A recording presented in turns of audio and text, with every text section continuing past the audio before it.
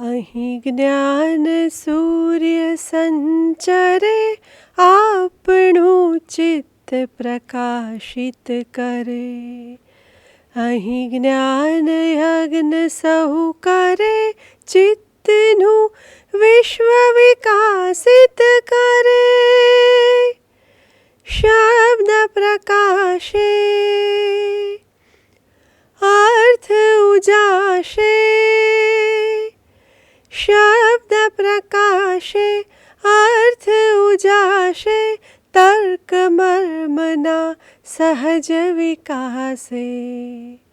જ્ઞાનામૃત નિર્ઝરે અર્ઘ્ય સૌ સત્યદેવને ધરે. ધન્ય ગુર્જરીની શુભ દ્રષ્ટિ વિશ્વકોશની એવી સૃષ્ટિ. તમસ તાપ સંહરે અંતરે સુખ સમજણનું ઠરે. રેવા જળશી શક્તિદાયિની સત્ય સમુદા મુક્તિદાયિની. વિશ્વ વિહારજ કરે શીલ સત્વ સંહરે.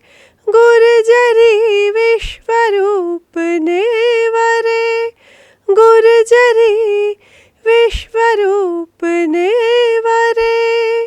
ગુર્જરી વિશ્વરૂપને વરે.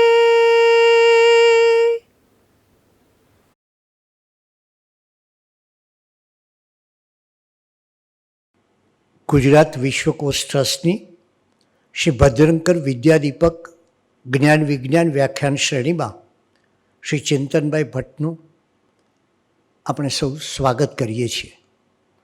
સ્વાગત એ માટે કે આ સંસ્થાને જ્યારે જ્યારે વિજ્ઞાન વિષયક કોઈ પણ સંશોધનની જરૂર પડી, કોઈ પણ લેખની જરૂર પડી, એના મુખપત્ર વિશ્વ વિહાર માટે લેખની જરૂર પડી, ત્યારે ચિંતનભાઈએ હંમેશા સહયોગ આપ્યો છે.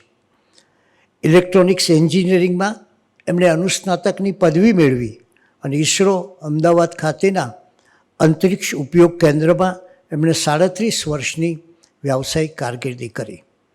એ દરમિયાન ઉપગ્રહ સંચાર, ઉપગ્રહ આધારિત ટેલિવિઝન પદ્ધતિ, આધુનિક સલામતી પદ્ધતિના પાયાના સંશોધન અને વિકાસ અંગે તેઓ કાર્યરત રહ્યા. એમને ઇસરોએ ખાસ એમની વિશિષ્ટ સેવા માટે અભિવાદન પણ કર્યું હતું. અનેક સંસ્થાઓએ એમના નેતૃત્વ હેઠળ વિવિધલક્ષી પ્રવૃત્તિઓ પણ કરી છે અને આજે વિજ્ઞાન અને ટેકનોલોજીના પ્રસાર અને પ્રચાર માટે કાર્ય કરે છે.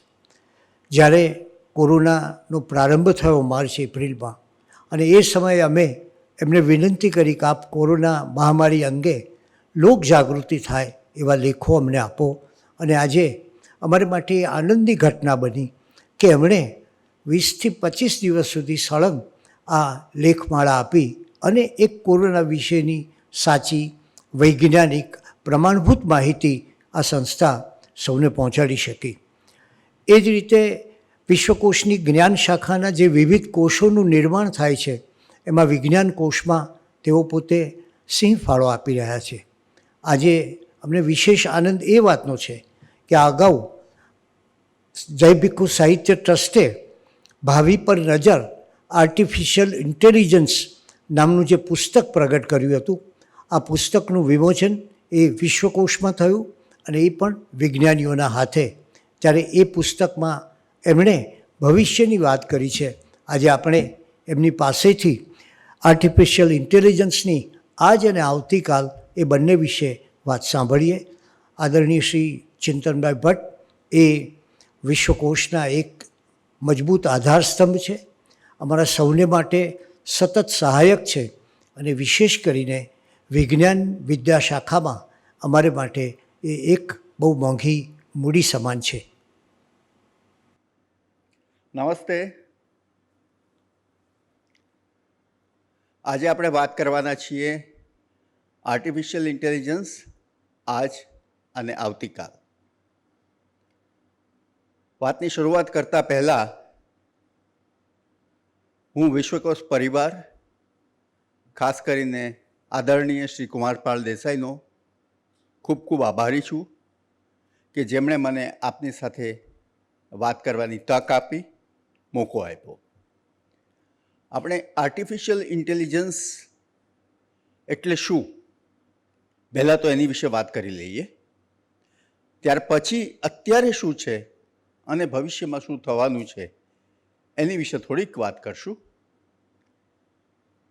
ખરેખર તો આર્ટિફિશિયલ ઇન્ટેલિજન્સ હું માનું છું, એટલે મારા પ્રમાણે તો એક કે કોમ્પ્યુટર પ્રોગ્રામ છે. પણ એ પ્રોગ્રામ એવો છે કે જેને લીધે મશીન માનવીની જેમ કામ કરે, માનવીની જેમ શીખે, માનવીની જેમ વિચારે. ત્યારે આપણે માનવીની શીખવાની પ્રવૃત્તિ અથવા તો વિચારવાની પ્રવૃત્તિ અથવા તો એને માટે શેની જરૂર પડે? આપણી પાસે વિશાળ માહિતી છે, ઘણું બધું આપણે જાણીએ છીએ. જેમ જેમ મોટા થયા તેમ તેમ આપણી માહિતી વધતી જાય છે. કેટલીક યાદ રહે છે, કેટલીક સુસુપ્ત રીતે આપણા મગજમાં સંગ્રહાયેલી છે. ટૂંકમાં કહું તો આપણું મગજ એક વિશાળ માહિતીનો ભંડાર છે. તો આર્ટિફિશિયલ ઇન્ટેલિજન્સ માટે પણ એક વિશાળ માહિતીનો ભંડાર હોવો જોઈએ. અને જ્યારે કોઈ પણ સમસ્યા આવે ત્યારે એના ઉકેલ માટે જલ્દીથી જઈ અને માહિતી લાવી, ચોક્કસ સાચી માહિતી લાવી અને એનું મૂલવી અને પછી એ નિર્ણય કરે, તો એ આર્ટિફિશિયલ ઇન્ટેલિજન્સ કહેવાય. એનો અર્થ એમ થયો કે આને માટે કોઈક એવી ડિવાઇસ જોઈએ, કોઈક એવું જોઈએ કે જે ઝડપથી કામ કરી શકે. આર્ટિફિશિયલ ઇન્ટેલિજન્સ વિશે, યંત્રમાનવ વિશે, બુદ્ધિશાળી મશીન વિશે આજથી 100 વર્ષ પહેલાં વિજ્ઞાન કથાઓમાં પણ વાત આવી ગઈ હતી. પણ વાત આગળ વધતી નહોતી. ધીરે ધીરે જ્યારે કોમ્પ્યુટર આવ્યું ત્યારે આ વાત હવે રિયલાઇઝ થતી, હવે આ સ્વપ્ન સાકાર થતું લોકોને લાગ્યું. અને 1943થી આજ સુધી લોકો આની માટે મથામણ કરી રહ્યા છે. છતાં પણ આજે પણ હજી પણ 100% બુદ્ધિશાળી મશીન, આર્ટિફિશિયલ ઇન્ટેલિજન્સ મશીન બન્યું નથી. આપણે જો ભૂતકાળમાં જઈએ તો 1955માં જ્હોન મેકાર્થી, જે સ્ટેનફોર્ડ યુનિવર્સિટીમાં હતા અને 1927થી 2011 સુધી તેઓ આ પૃથ્વી પર હતા, તેમણે આ શબ્દ પ્રયોજ્યો હતો સૌથી પહેલો. તેમણે 1960માં લિસ્પ પ્રોસેસિંગ નામની એક કોમ્પ્યુટરની ભાષા પણ વિકસાવી હતી. તો જ્હોન મેકાર્થીને પ્રણામ કરીને, જે આર્ટિફિશિયલ ઇન્ટેલિજન્સના પિતામહ ગણાય છે, એને પ્રણામ કરીને, એને યાદ કરીને આપણે આપણી વાત આગળ વધારીએ. અત્યાર સુધી આર્ટિફિશિયલ ઇન્ટેલિજન્ટ મશીન હજી સુધી બન્યું નથી. તો આ મશીનની મર્યાદા કઈ છે? એક તમને હું ગ્રાફ બતાવું છું, જે આમ મૂર્સ લો તરીકે કહેવાય છે. એમણે 1965માં એક આગાહી કરી હતી કે કોમ્પ્યુટરની જે ઘનતા છે, ટ્રાન્ઝિસ્ટરની ઘનતા, ચિપમાં ઘનતા છે, એ દર 18 મહિને અથવા તો 24 મહિને બમણી થતી જશે. તમે આ ગ્રાફમાં જોઈ શકો છો. આપણે આંકડામાં નથી પડતા, પણ નીચે જે એક્સ એક્સિસ ઉપર યર્સ, વર્ષ લખ્યા છે, ત્યાં જુઓ તો 2015 પછી આ કર્વ બધા ફ્લેટ થઈ જાય છે. એનો અર્થ એમ કે હવે આ વસ્તુ શક્ય નથી. એ જ રીતે કોમ્પ્યુટરની સ્પીડ, કાર્યક્ષમતા, કેટલી ઝડપથી એ કામ કરે છે, એ પણ ધીરે ધીરે સ્થિરતા આવતી જાય છે. આ એક કોમ્પ્યુટરની મર્યાદા આવી ગઈ. ઓફકોર્સ, અલબત્ત આ કોમ્પ્યુટરની મર્યાદાથી બહાર નીકળવા માટે સમાંતર સંગણન, પેરેલલ પ્રોસેસિંગ, આ બધી વસ્તુઓ આવી ગઈ છે, આ બધી વાતો આવે છે, આ રીતે પ્રયોગો થઈ પણ રહ્યા છે, પણ આ એક મર્યાદા છે. હવે જો આપણે આગળ વધવું હશે તો કંઈક નવી ટેકનોલોજી લાવવી પડશે કે જેને લીધે આ બધું શક્ય બને. એક બીજો ગ્રાફ બતાવું છું. એ છે મેમરી અને સીપીયુ, એટલે કે કોમ્પ્યુટરની કાર્યક્ષમતા. તમે જોઈ શકો છો કે આમાં એક ગેપ રહેલો છે. જેટલી ઝડપથી મેમરી કામ કરે છે એનાથી ઘણું વધારે ઝડપથી કોમ્પ્યુટર કામ કરે છે. અહીં આપણે વિપુલ ડેટાની વાત કરી, ઘણો બધો ડેટા લાવવાનો છે. કોમ્પ્યુટર તો ઝડપથી કામ કરે, પણ મેમરી જે કામ ન કરે તો, એટલે આપણે આ જે ગેપ છે, આ જે બે વચ્ચેની એક ગેપ રહ્યો છે, એને ગમે તેમ કરીને આપણે દૂર કરી અને કોમ્પ્યુટર અને મેમરી એક જ સરખી ઝડપે, એક જ સારી સ્પીડથી ચાલે એ વસ્તુ કરવાની છે. બીજી એક મર્યાદા છે નેટવર્કની. આપણે અત્યારે જે નેટવર્ક વાપરીએ છીએ, ઇલેક્ટ્રિકલ નેટવર્ક, અને આપણા મગજમાં જે નેટવર્ક છે, ન્યુરલ નેટવર્ક, ચેતાતંત્ર, એમાં પણ ઘણો બધો ફેર છે. ઘણી જગ્યાએ ન્યુરલ નેટવર્ક અને આપણું અત્યારનું નેટવર્ક બે જુદા પડે છે. આપણું અત્યારનું નેટવર્ક 0, 1 એવી રીતે કામ કરે છે, જ્યારે ન્યુરલ નેટવર્કમાં એવું કશું છે જ નહીં. આપણે ફઝી લોજિક અને એવું બધું ટ્રાય કરી જોયું છે અલબત્ત, છતાં પણ આપણે ન્યુરલ નેટવર્ક સુધી પહોંચી શક્યા નથી. આ બધી વાત સાથે સાથે એક નવી જ વાત અહીંયા આવે છે. એ છે ડેટાની, ઇન્ફોર્મેશનની, માહિતીની. જો માહિતી સાચી હોય, જો ડેટા સાચો હોય તો જ આર્ટિફિશિયલ ઇન્ટેલિજન્સ બરાબર કામ કરશે. આ માહિતી કોણ આપે છે?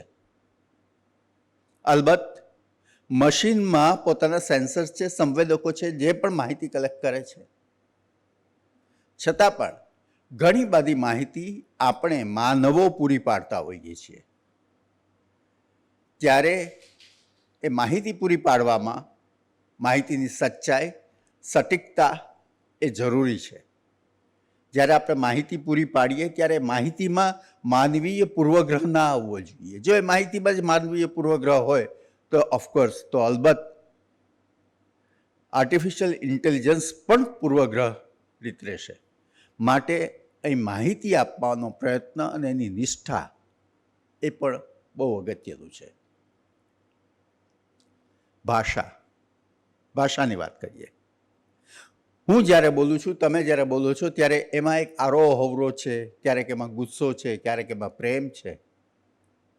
આ બધી વસ્તુઓ ભાષામાં આવે છે. કોમ્પ્યુટર આ બધું સમજી શકે?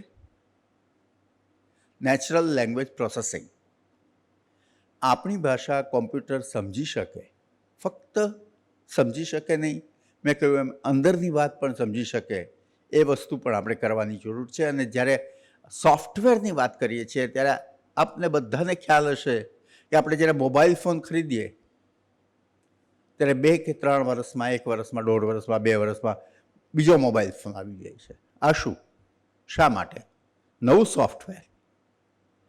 એક ટાઈમે આપણે જે વિન્ડોઝ વાપરતા હતા એ અને અત્યારે જે વાપરીએ છીએ એમાં ઘણો ફેર છે. નવી નવી વસ્તુઓ આવતી જાય છે. માટે આર્ટિફિશિયલ ઇન્ટેલિજન્સમાં પણ સોફ્ટવેરનું સતત નવીનીકરણ, અપડેટ કરતા રહેવું પડશે. એની સતત દેખરેખ રાખવાની હોય છે. અને આ વાત એક ખર્ચાળ બને છે. એટલે આ થઈ એક ટેકનોલોજીકલ લિમિટેશન્સ, જેમાંથી આપણે ભવિષ્યમાં બહાર આવવાનું છે. આવતીકાલે આપણે આ બધી વસ્તુઓ બહાર કરશું તો જ આપણે આમાં આગળ વધી શકીશું. જ્યારે આર્ટિફિશિયલ ઇન્ટેલિજન્સની વાત કરવાનો આવ્યું ત્યારે મને થયું કે કેટલીક એપ્લિકેશન્સ, કેટલાક એના ઉપયોગો આપણે જોઈએ. ક્યાં ઉપયોગો? આપણે જ્યારે માણસની વાત કરીએ છીએ ત્યારે માણસ બીજા બધા પ્રાણીથી જુદો કઈ રીતે પડે છે? માણસમાં એવું શું છે? કોઈ કહેશે માણસમાં વાણી છે, વિચાર કરવાની શક્તિ છે, એ બધું બરાબર છે, પણ એક માણસથી બીજો માણસ કઈ રીતે જુદો પડે છે? એની છે સર્જન શક્તિ. પોતાની આંતરિક ચેતાથી, પોતાની આંતરિક પ્રજ્ઞાથી એ સર્જક બને છે અને સર્જન કરે છે કોઈ વસ્તુનું. તો આર્ટિફિશિયલ ઇન્ટેલિજન્સ સર્જક બની શકે? વિચાર્યું તો સૌથી પહેલું તો સાહિત્ય સર્જન. કેલિફોર્નિયાની ઓપન એઆઈ એક સોફ્ટવેર લખ્યું GPT-3, that is generative pre-trend transformer 3.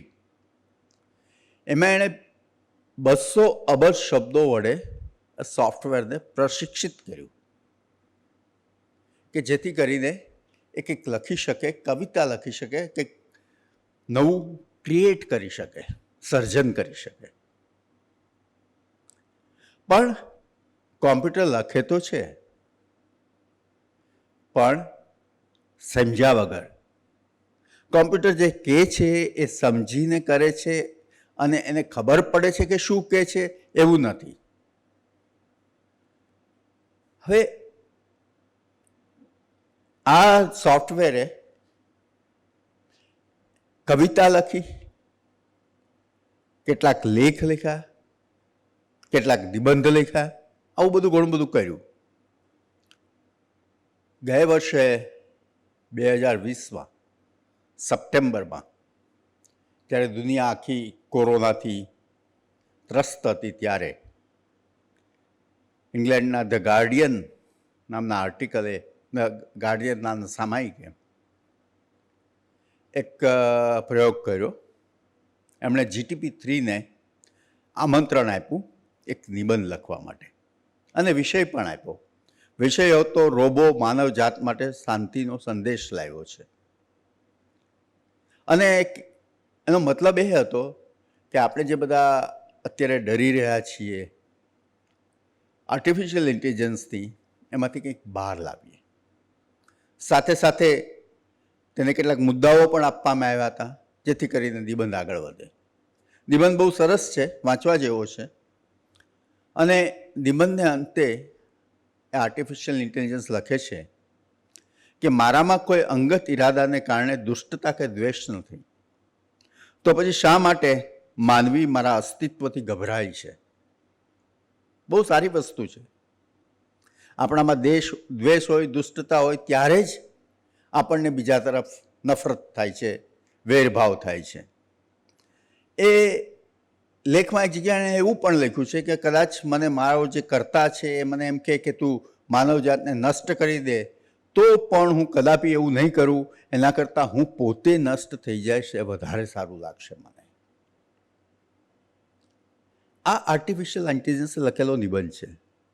અત્યારે આપણે એક એની નિબંધ લખવાની કલા વિશે જોઈએ છે. ખરેખર એ એવું કરશે એ જરૂરી નથી, કારણ કે એને જે સોફ્ટવેર જે રીતે ટ્રેન કર્યો છે એ પ્રમાણે જ એ નિબંધ લખે છે. અને છતાં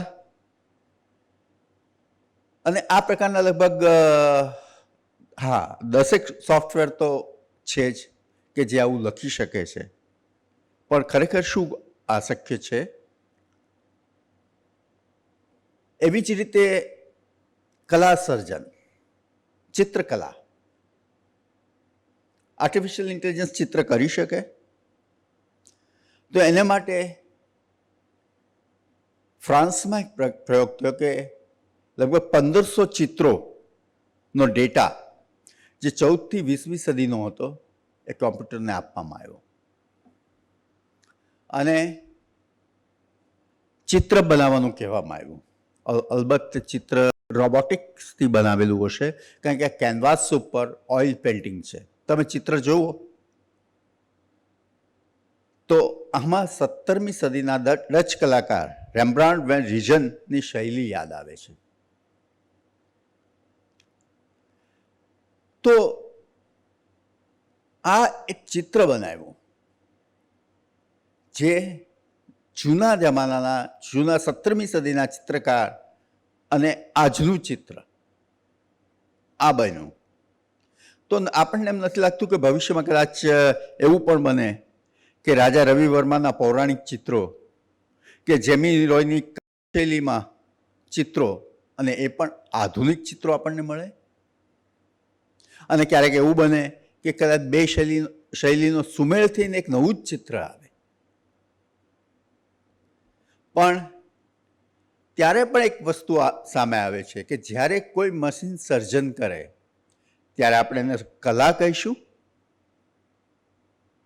કે આ એક મશીનની જ વાત છે, એક મશીનનું જ કામણ છે. ખેર, હવે એક ત્રીજો પોઈન્ટ આપણે લઈએ છીએ, સંગીત સર્જન. આમાં પણ ઘણા બધા સોફ્ટવેર છે કે જે પોતે સંગીતનું સર્જન કરી શકે છે, જેને જુદા જુદા સંગીતના ડેટા ફીડ કરવામાં આવ્યા છે, જેવા કે જાઝ, બીથોવન, બીટલ્સ, બોલિવૂડ વગેરે અનેક ટાઈપ એને ફીડ કરવામાં આવી છે. એમાંનું એક દાખલા રૂપે તમને કહું, એનું નામ છે મ્યુઝનેટ, MUSENENT, અને અત્યારે તો લગભગ 40 સેકન્ડનું સોફ્ટવેર તૈયાર કર્યું છે બોલિવૂડ, જાઝ વગેરેનું, કે જે તમને એ શૈલીનું મ્યુઝિક લાગે. અને મ્યુઝિક પોતે તૈયાર કરેલું છે, કોઈ સંગીતકાર નથી. તો આ થઈ સંગીતની વાત. હવે અહીંયા એક બીજો વિચાર આવે છે કે જ્યારે આપણે ટેકનોલોજીની વાત કરીએ ત્યારે એક ટેકનોલોજી પોતે સ્વતંત્ર રીતે નથી રહેતી, એકમાં બીજી બે ટેકનોલોજીનું સમન્વય થાય છે.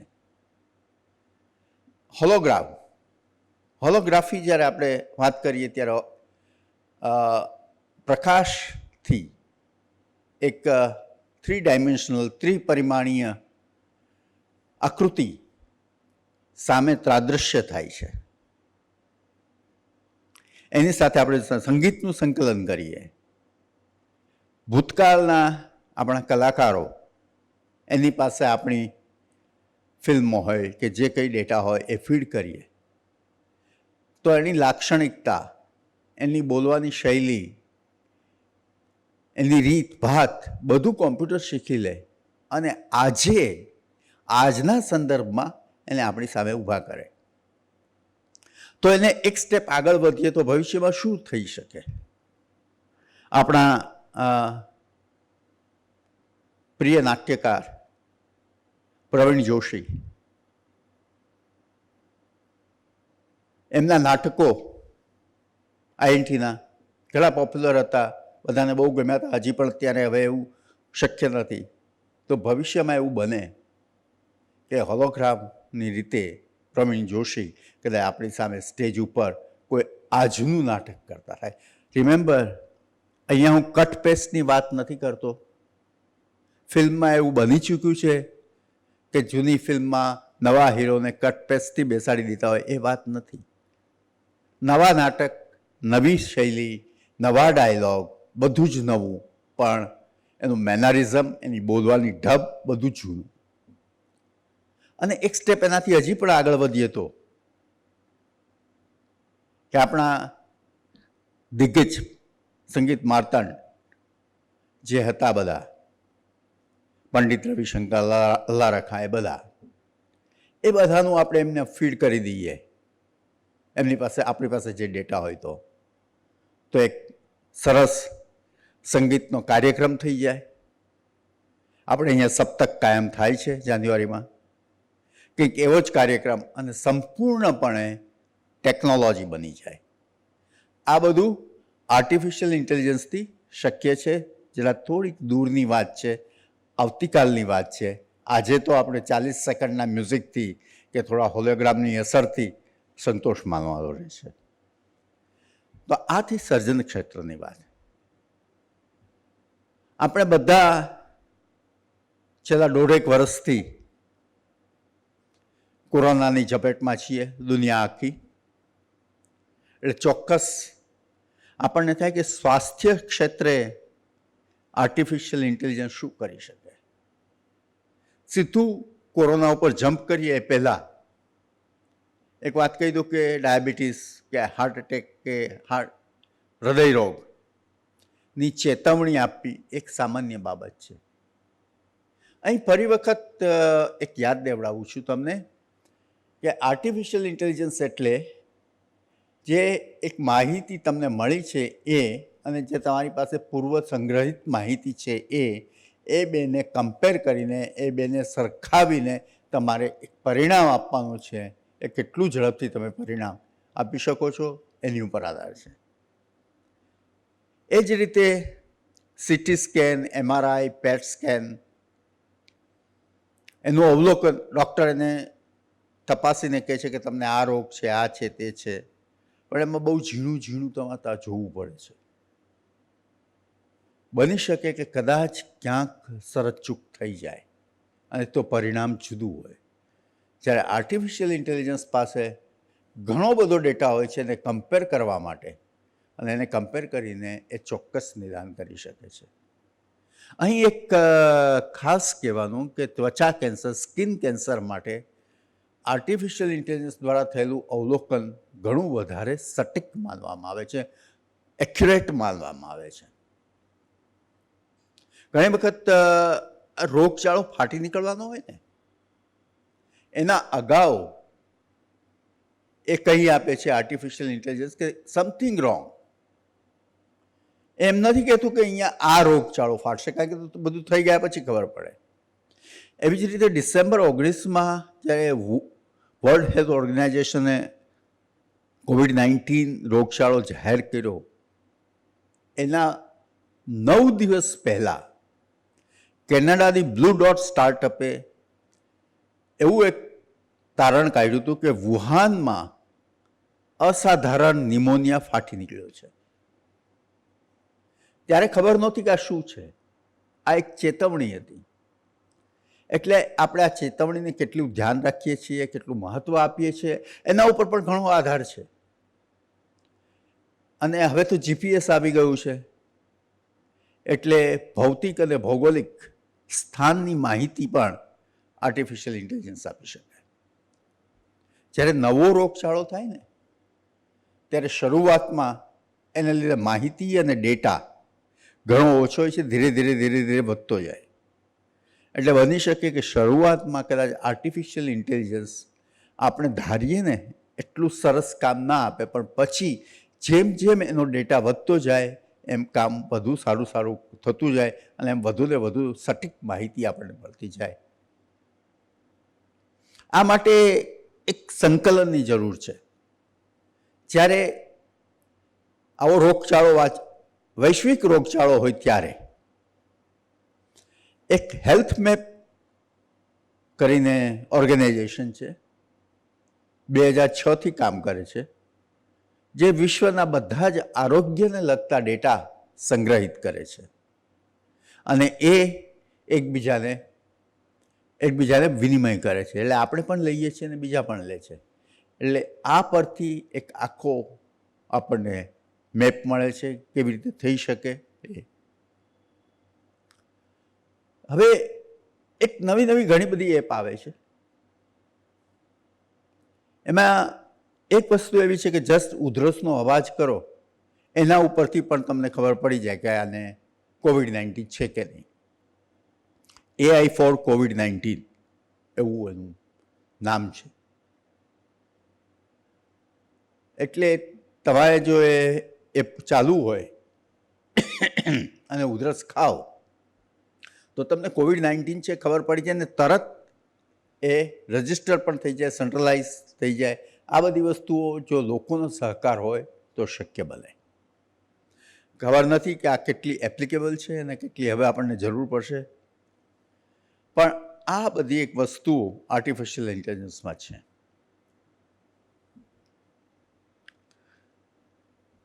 આમ આર્ટિફિશિયલ ઇન્ટેલિજન્સ દર્દીના સ્વાસ્થ્યની જાણકારી આપે છે, એની રીતે આગાહી કરે છે, કેટલાક મુખ્ય લક્ષણો પણ જણાવે છે, ડૉક્ટરને સીધું જણાવી દે છે. આ બધી વસ્તુઓ છે. હમણાં એક નવી વસ્તુ છે, એક્સરે સેતુ નામની એક એપ છે આપણી, જ્યાં IIScની આર્ટ પાર્ક હેલ્થ સ્ટાર્ટઅપ નિરામયી અને ભારત સરકારના ટેકનોલોજી વિભાગ દ્વારા આ કરવામાં આવી છે. એક્સરેથી COVID-19 વેરી સિમ્પલ, પણ આ સિમ્પલ એટલા માટે છે કે એક્સરે તમારે વોટ્સએપ ઉપર અપલોડ કરી દેવાનો અને સેન્ટ્રલાઇઝ બેંગ્લોરમાં એનું એનાલિસિસ થઈ અને તમને વોટ્સએપ ઉપર પાછું જવાબ મળી જાય. જરૂરી નથી કે બધી જ માહિતી દરેક જગ્યાએ હોય. આજે નેટવર્ક કોમ્યુનિકેશન એટલું ફાસ્ટ થઈ ગયું છે કે એક જ જગ્યાએ બધી માહિતી સંગ્રહ રાખી શકો અને ત્યાંની સાથે કોમ્યુનિકેટ કરીને આપણે આ વસ્તુ કરી શકીએ. શરૂઆતની આરોગ્ય સેતુ પણ તમને ખબર હશે, જેમાં પણ તમારી આજુબાજુમાં કોને થયો છે, કેટલો થયો છે તમને આપે છે, પણ એમાં પણ તમારે પોતે એમાં તમારી ડેટા અપલોડ કરવો પડે. એ જો યોગ્ય હોય તો જ આ વસ્તુ કામ લાગે. આ દરમિયાનમાં સંસાધનોના પ્રબંધન એટલે કે ઓક્સિજન ક્યાં છે, ક્યાં પહોંચાડવાનો છે, ક્યાં ખલાસ થઈ ગયો છે, આ બધું જ આર્ટિફિશિયલ ઇન્ટેલિજન્સ દ્વારા થાય. અને IoT ઇન્ટરનેટ ઓફ થિંગ્સ એટલે કે દરેક વસ્તુ નેટવર્ક સાથે જોડાયેલી હોય. તો એક RFID લગાડી દઈએ અને ઇન્ટરનેટ ઓફ થિંગ્સનું સેન્સર હોય તો ઓક્સિજન સિલિન્ડર ક્યાં છે એનો રેકોર્ડ હોય અને ત્યાંથી મૂવ થાય ત્યારે પણ એ રેકોર્ડ આવે. એટલે આ એક બધી પ્રબંધન માટેની વાત છે. અને એ જ રીતે જ્યારે તે ક્વોરન્ટાઇન હોઈએ, એકલા હોઈએ, જ્યારે આપણને ગમતું ના હોય, કોઈ હોય નહીં આપણી આજુબાજુમાં, વાતો કોની સાથે કરવી? દિવાલો સાથે? નહીં. ત્યારે ચેટબોક્સ તમારી સાથે કામ લાગે. ચેટબોક્સ કોમ્પ્યુટર જે વાતો કરે છે. આપણે ચેટબોક્સની વાત કરતા હતા. ચેટબોક્સની સાથે જ્યારે તમે વાત કરવાની શરૂ કરો, એ પણ એક આમ તો ડબ્બો જ છે. એ ટાઈપના ચેટબોક્સ આપણે ઘણા જોયા છે, જેને તમે વાત કરી શકો, તમને જવાબ પણ આપે. પણ ધીરે ધીરે એ તમારી માનસિક સ્થિતિ, તમારી પસંદગી, નાપસંદગી એ બધું જાણી લે અને એ રીતે તમને મનોરંજન પણ પૂરું પાડે અને એ રીતે તમારા સાથી મિત્ર તરીકે કામ કરે. અને એ જ ચેટબોક્સને જો તમે ટ્રેન કરો તો આરોગ્ય કર્મીઓને પ્રશિક્ષણ માટે પણ કામ લાગે. અને રોબો હોસ્પિટલમાં જે કોવિડના દર્દીઓ હોય, જેની પાસે કોઈ જઈ ન શકતું હોય, એમની પાસે જઈ અને એમને બધી જરૂરી ચીજવસ્તુઓ પૂરી પાડે, એમનો વાઇટલ ડેટા એટલે કે એમના આરોગ્ય વિશેની તપાસ કરે, એ બધી ડૉક્ટરને આપે. આ બધી જ વસ્તુઓ આર્ટિફિશિયલ ઇન્ટેલિજન્સથી બને છે. એટલે બધું થઈ ગયું? ના, હજી સુધી ડૉક્ટર મશીન નથી બનાવી શક્યા. એટલે કે એક એવું મશીન અથવા તો એક એવું સોફ્ટવેર કે જે ડૉક્ટરની ગરજ સારે, એવું હજી સુધી નથી થયું. ભવિષ્યમાં આ બની શકે. તો પછી જ્યારે આવું બને ત્યારે ડૉક્ટર કોટનીસ યાદ આવી જાય, જે ભારતથી ચીન દર્દીઓની સેવા કરવા ગયા હતા. જો ડૉક્ટર મશીન બની જાય તો ભવિષ્યમાં કોઈ ડૉક્ટર કોટનીસે ચીન જવાની જરૂર નહીં પડે. આપણે ભવિષ્યની રાહ જોઈએ. ત્યાર પછીનો એક મેં વિષય લીધો છે અંતરિક્ષ ક્ષેત્રે. અંતરિક્ષ એ પણ આપણા બધાનો પ્રિય વિષય છે. અંતરિક્ષ ક્ષેત્ર, એના વિશે હવે વાત કરીએ. ખગોળની ઓળખ, બ્રહ્માંડની ઓળખ, બ્રહ્માંડ વિશે જાણવું, આ આપણો હંમેશ તો પહેલેથી વર્ષોથી એક શોખનો વિષય રહ્યો છે. અને બ્રહ્માંડના જ્ઞાનથી જ આપણી પ્રગતિ થઈ શકી છે. એટલે આપણે એ બધી વસ્તુ જાણવી જ જોઈએ.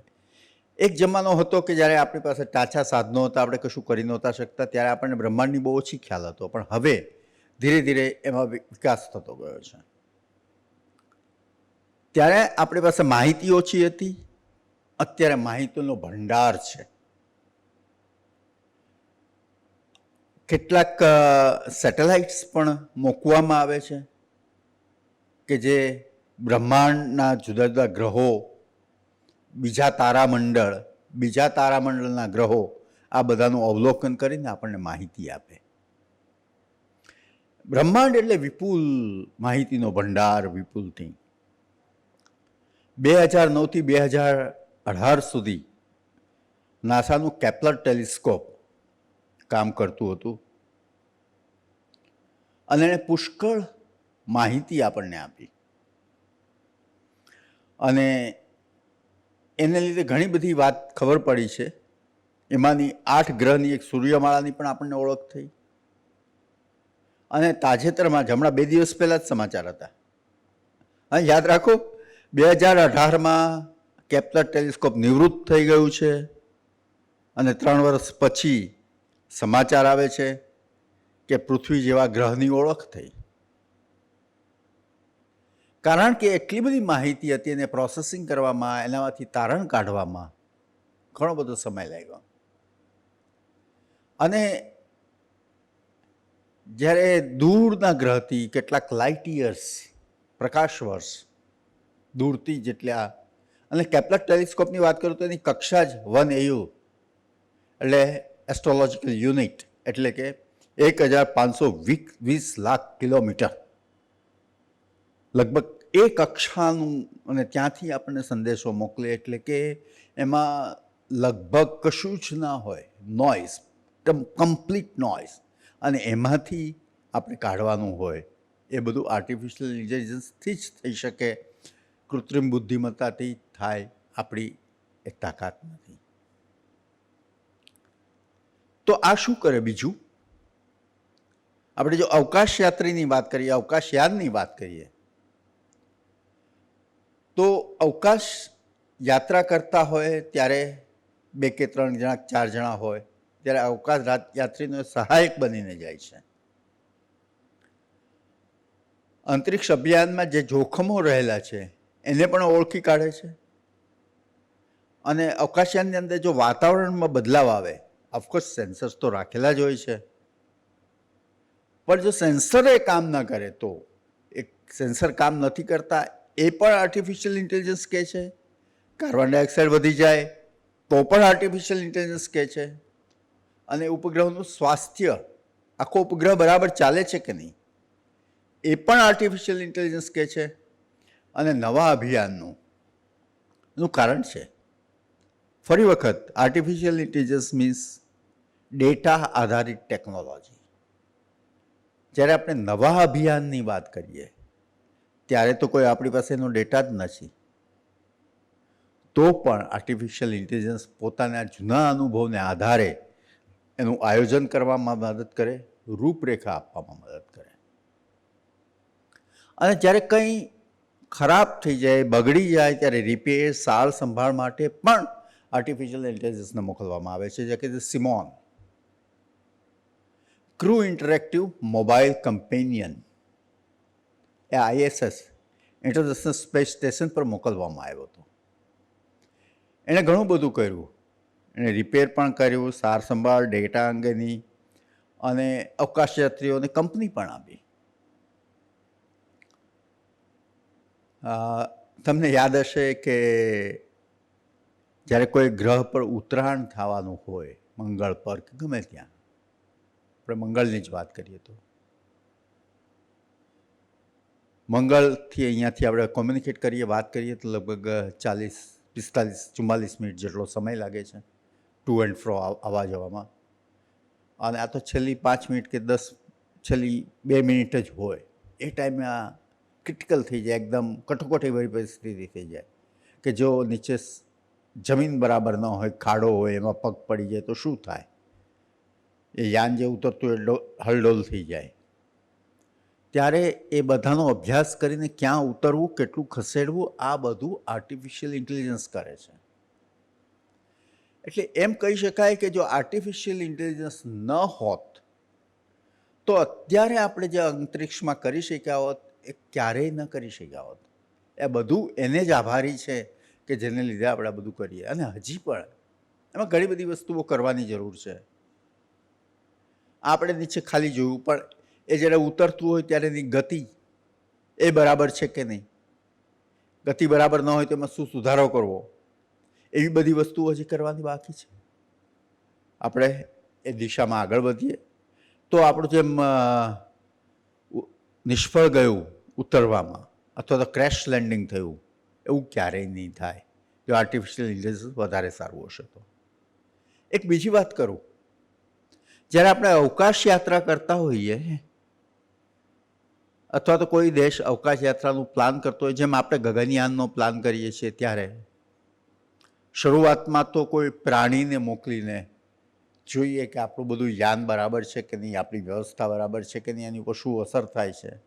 પણ ત્યાં પણ આપણે કૃત્રિમ બુદ્ધિમત્તાવાળો રોબો મોકલી શકીએ, જેમ કે વ્યોમ મિત્ર, જે આપણે મોકલવાના છીએ, અને એ આવે એના ઉપરથી આપણે સ્ટડી કરીશું.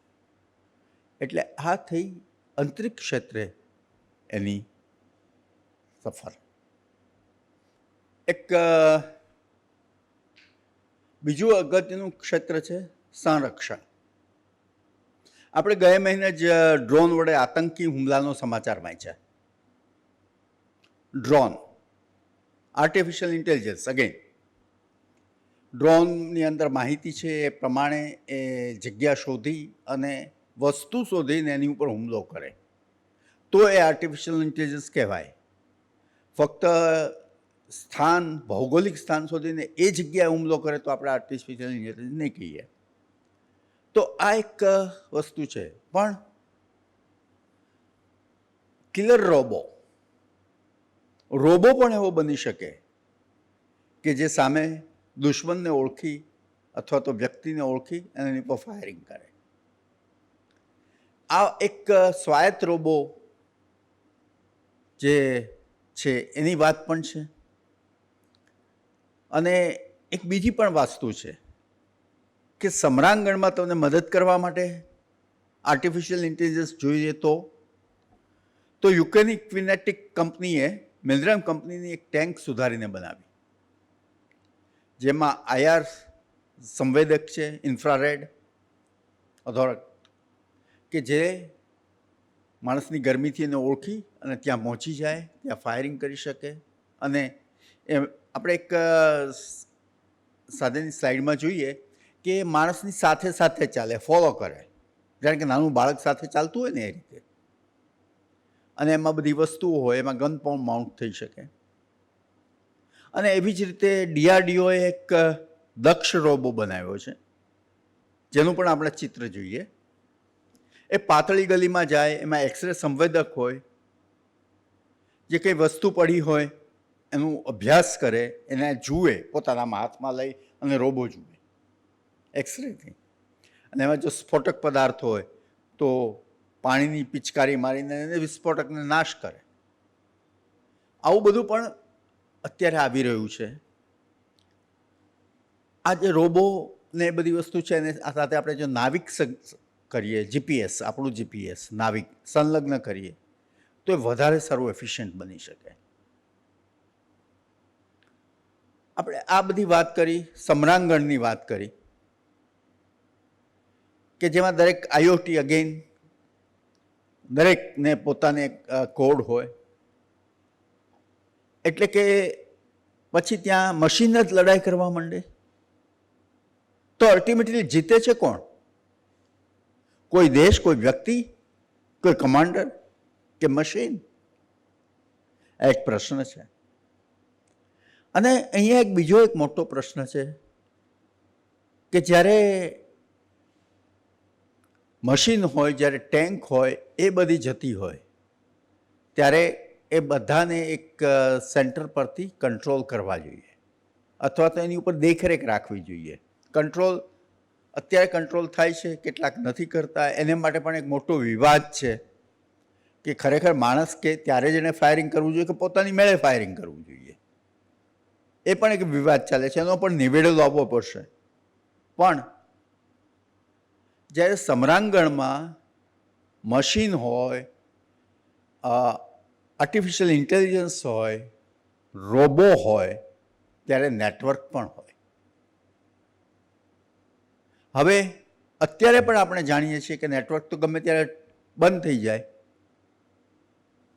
અને ગમે ત્યારે કોઈ પણ નેટવર્ક બંધ કરી શકે એવું પણ બને. તો ભવિષ્યમાં આપણે કંઈક એવું નેટવર્ક બનાવવું પડશે, એવું નેટવર્ક ઇન્વેન્ટ કરવું પડશે કે જે ક્યારેય ફેલ ન જાય, તો જ આ શક્ય બનશે. અને કદાચ 2030 સુધીમાં આવી આર્ટિફિશિયલ ઇન્ટેલિજન્સવાળી ટેન્ક આપણા સૈન્યમાં પણ સામેલ થઈ જશે. એટલે ભવિષ્યમાં બની શકે કે આપણા યુદ્ધ રોબોટ કરતા હોય. આમ આપણે જોઈએ તો આજે ઘણી બધી વસ્તુઓ આપણે જોઈ છે. આર્ટિફિશિયલ ઇન્ટેલિજન્સ ખૂબ બધી જગ્યાએ છે. તમે જોયું હશે કે ઈ-કોમર્સ, ઈ-બેન્કિંગ, ઈ-એન્ટરટેનમેન્ટ, આવી બધી જ વસ્તુએ આર્ટિફિશિયલ ઇન્ટેલિજન્સ આજે છવાયેલું છે. છતાં પણ દરેક જગ્યાએ ક્યાંક ને ક્યાંક કોઈક ત્રુટિ રહી ગઈ છે. એ બધી આપણે ભવિષ્યમાં બહાર નીકળવું પડશે. આર્ટિફિશિયલ ઇન્ટેલિજન્સને લીધે શેર બજારમાં કડાકો થયો, બિગ ક્રેશ, એવું પણ બન્યું છે, જેને પણ આપણે સાક્ષી રહ્યા છીએ. આમ ભવિષ્યમાં આપણે આ બધી સમસ્યાનો માટે તૈયારી રાખવી પડશે. Thank you very much. તમારો ખૂબ ખૂબ આભાર. અને તમે મને સાંભળ્યું એ બદલ ખૂબ આભાર. અને ભવિષ્યમાં હું જ તમારી સાથે વાત કરું એવી આશા રાખીએ, નહીં કે મારો કોઈ હોલોગ્રાફિક આર્ટિફિશિયલ ઇન્ટેલિજન્સથી બનેલો બીજો કોઈ માણસ. Thank you. ધન્યવાદ.